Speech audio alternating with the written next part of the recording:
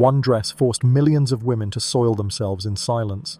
Picture this: the glamorous Victorian ballrooms of London filled with chandeliers blazing and gowns so wide they could block a doorway.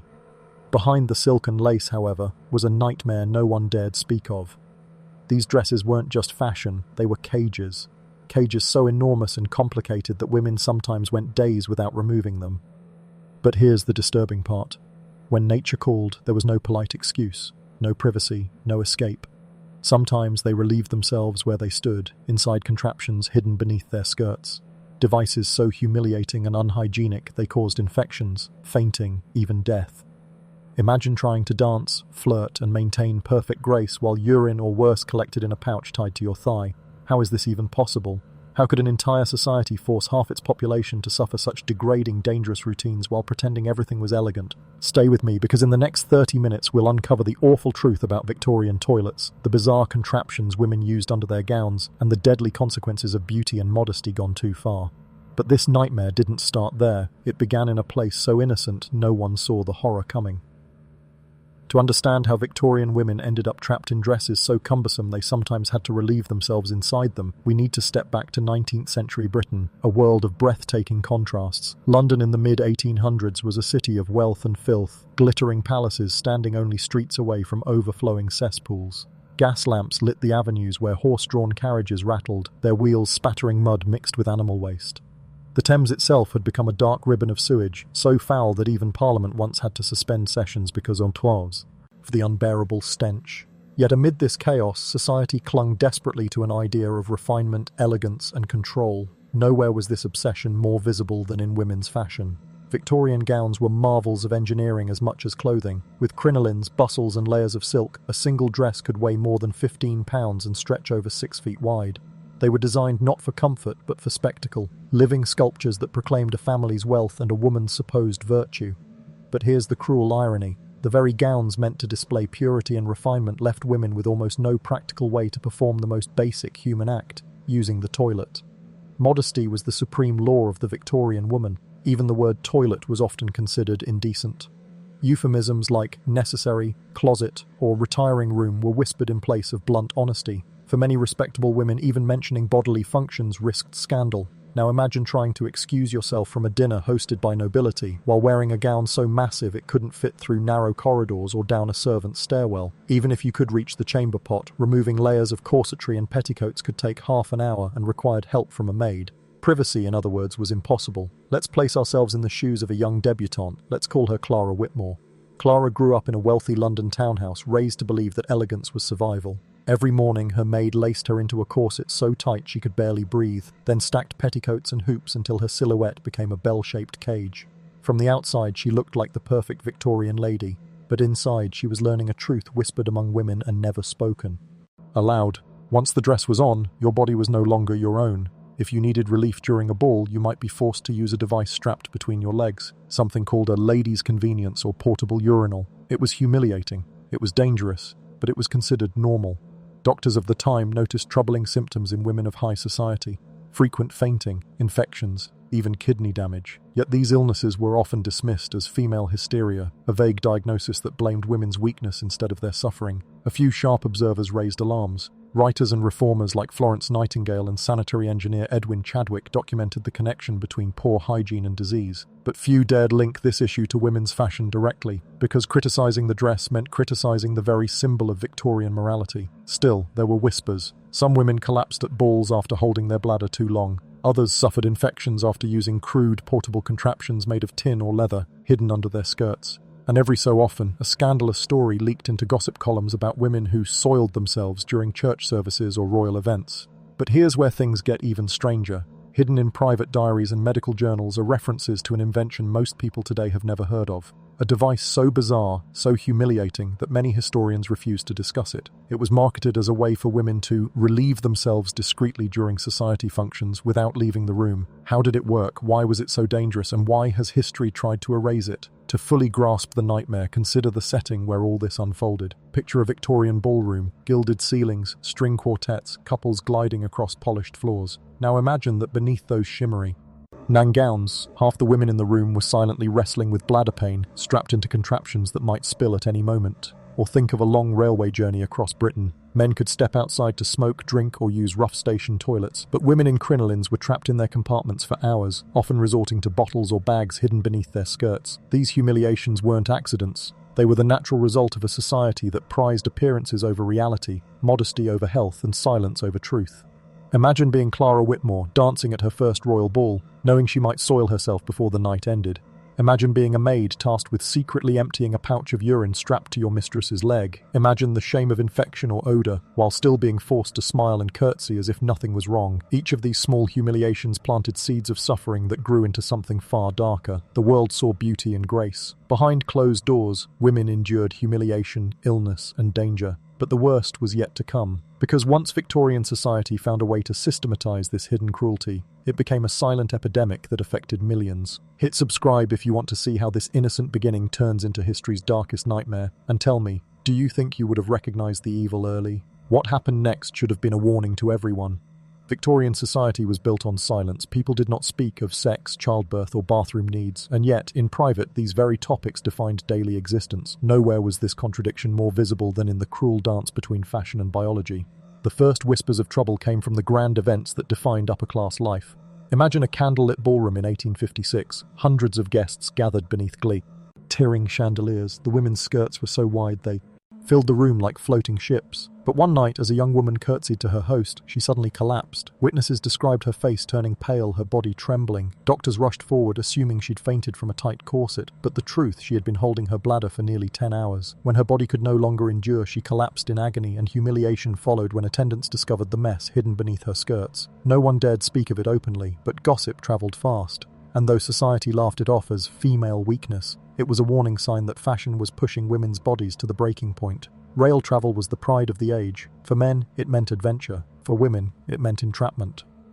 On one recorded journey from London to Edinburgh, a woman reportedly used a portable convenience, a tin funnel attached to a pouch, beneath her gown while sitting upright in the carriage. Her maid, horrified, later confessed in her diary that the contraption leaked, soaking the silk layers of the dress.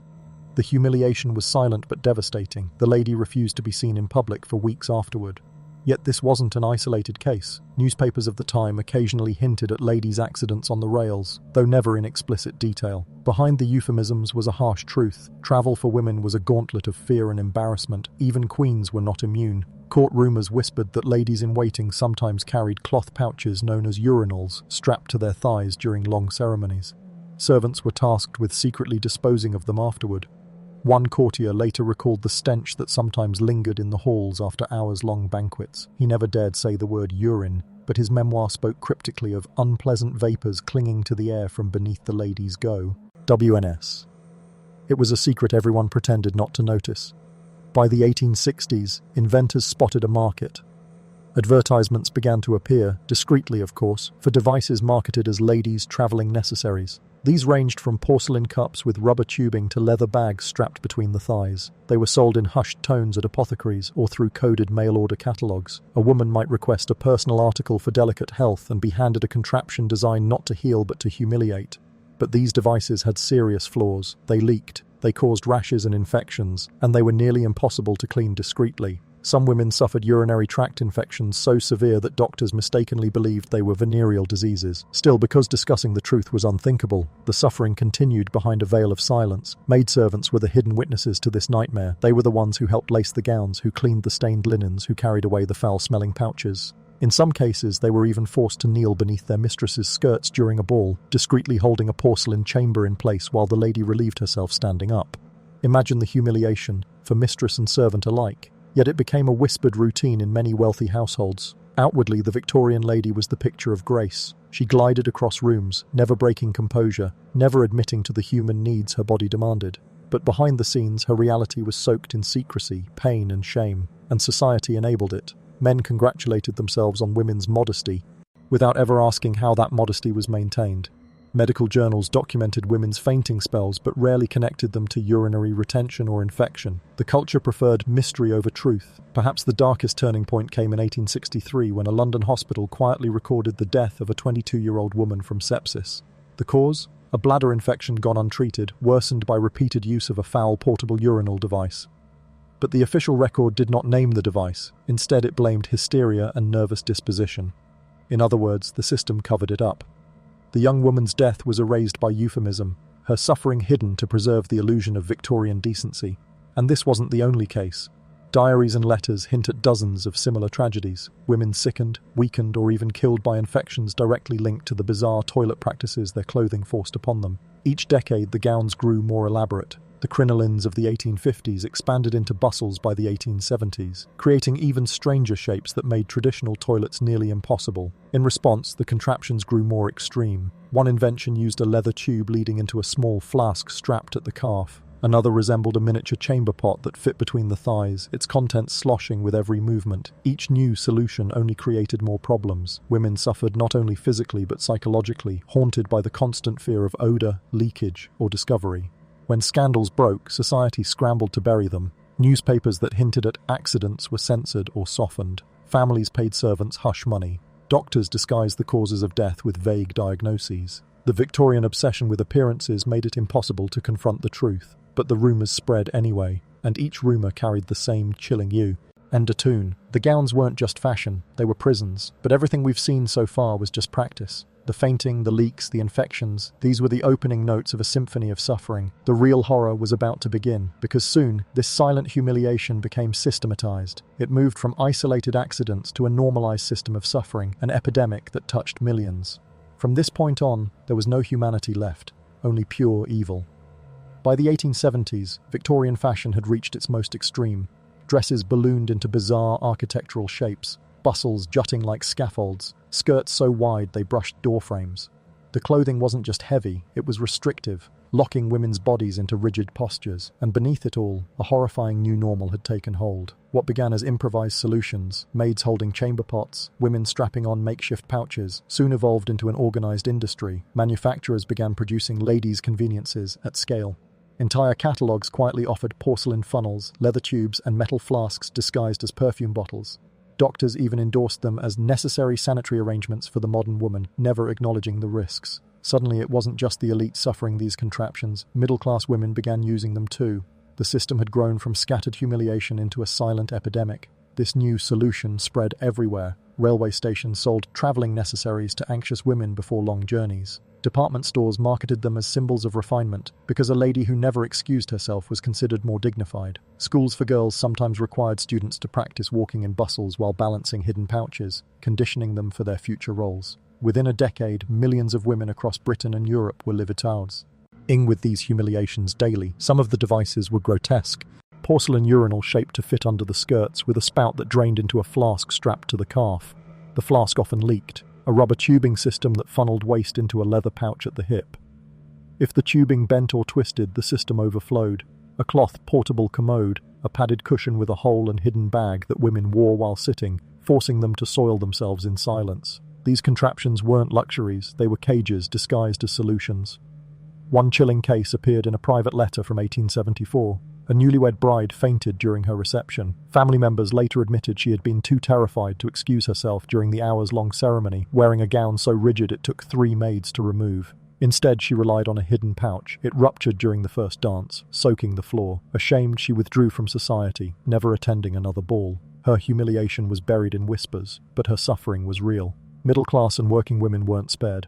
One factory girl from Manchester was discovered wearing a makeshift pouch tied with rags beneath her skirt. Her supervisor mocked her publicly when it leaked. She later developed an infection that forced her to quit work altogether. The tragedy? She had improvised the device because factory owners didn't allow women breaks during shifts. The system of humiliation wasn't just social, it was economic. A governess in Yorkshire kept a diary describing her secret shame. On long carriage rides with her employers, she was forced to use a lady's convenience while seated among the family, pretending nothing was happening. I wept silently, she wrote, but to excuse myself would have been more shameful still. Her story reveals the psychological torture. Women weren't only enduring physical pain, they were being trained to erase their humanity, forced to act as if I were machines of elegance rather than human beings. How did this cruelty spread unchecked? Because it was enforced by networks of enablers, designers who built gowns knowing the restrictions, doctors who ignored symptoms or blamed female weakness, husbands who demanded their wives appear elegant at all times, mothers who trained their daughters to accept humiliation as normal, servants who, though suffering themselves, helped maintain the illusion. Each enabler added a brick to the wall of silence, and every woman trapped inside paid the price.